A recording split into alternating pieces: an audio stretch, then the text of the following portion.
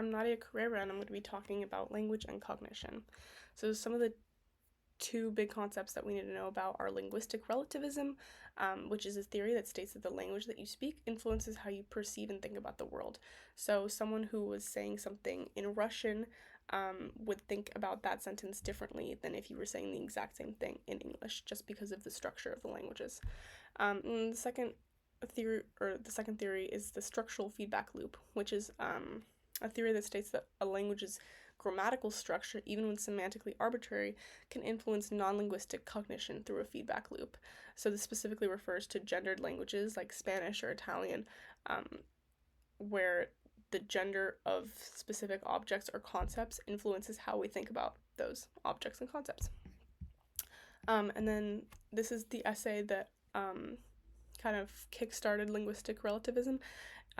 It was not peer-reviewed, so I wasn't able to actually use it as one of my studies, but I thought it was really interesting. It was a study that showed how people associate feminine traits with objects that have grammatically feminine genders and masculine traits with masculine genders.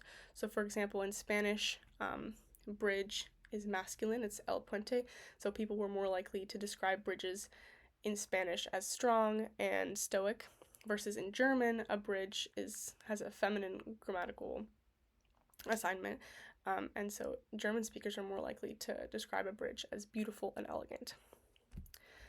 These are the two articles that I chose, and the first one, the main question was, does grammatical gender influence how speakers conceptually process the meaning of objects? So there were three hypotheses.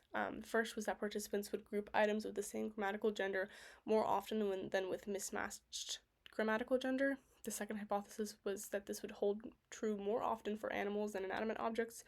And the third was that grammatical gender effects will vary across languages, with Italians showing stronger effects and German showing weaker effects. So hopefully this will make a little more sense in the next slide, but the main thing to note here is that they used Italian, which has two genders, and German, which has three genders, and then they used English as a baseline.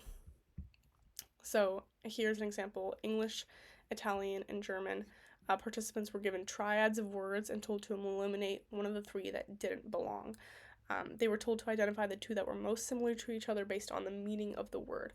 So they weren't told to focus on the grammatical gender of it. But for example, they were given wolf, fox, and swan, and then just needed to eliminate one of them. And the theory would be that most people would eliminate the one that had a different grammatical assignment. So for example, here, Italians would be more likely to group the wolf and the swan because these are both masculine, versus the fox is feminine. So the authors just basically wanted to see if the grammatical gender of the words would be unconsciously taken into account by participants, because they weren't told to focus on the grammatical structure, but the authors still thought that they would unconsciously take that into account. This was repeated in German and Italian, and then again in English, as I said, as the baseline. What was found? The Italians showed a small but significant tendency to group objects based on matching grammatical genders. But then this only held true for animals. For inanimate objects, the effect was not significant. So for example, here, Italians would be more likely to group these two together because they're masculine, but if the three had been like almond, spatula, and toothpaste, the effect would not have been significant, even though those words also have genders. And then in German, they didn't observe the effect at all, either with animals or inanimate objects, and the authors think that this is because German has three genders and they're more arbitrary. So German has a masculine, a feminine, and a neutral. And then they repeated the experiment again, but this time with the triads. Instead of using the words, they actually showed the picture of a wolf, a picture of a fox. And in this experiment, they found that the effect was not observed at all. So this was really big. This just meant that the gender effects have only linguistic level influence and do not have an effect on how we conceptualize ideas. The first article, Sex, Syntax, and Semantics, alluded to the fact that it did have an influence, but then this study showed that it really didn't. And then this is one of the graphs. It's showing the first two experiments where they used words and how Italians had a much larger effect than German speakers did, and the English had like a baseline here that was not very high. And then for the pictures, there was not a huge effect at all. Then the second study, the main question that they had was, does grammatical gender automatically shape how people perceive non-linguistic stimuli? So they were building on the last research article where they used pictures instead of words, and this experiment only uses pictures.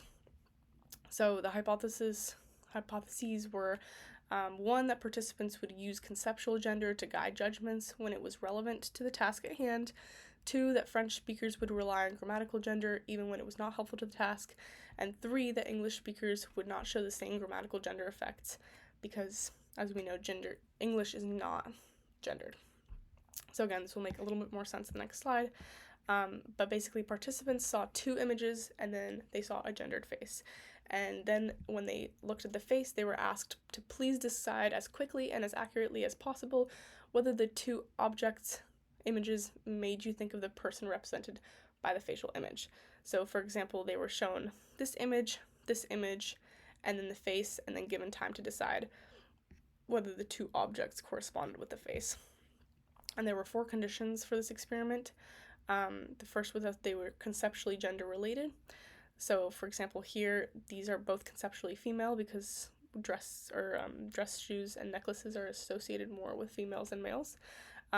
Second, that they were conceptually neutral. A door and grass are not associated with either males or females. 3, that they were grammatically congruent. So either both grammatically masculine or both feminine. Here we have pistachio and spoon. In English, they don't have genders, so it doesn't matter. But in French, they are both feminine, as we can see here. And then the 4th condition was that they would be grammatically incongruent. So we have almond and soap, which are feminine and masculine, respectively. What was found?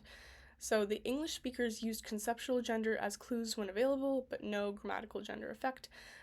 So this makes sense. When they saw these 2 images and then a face, they were more likely to judge the face as feminine.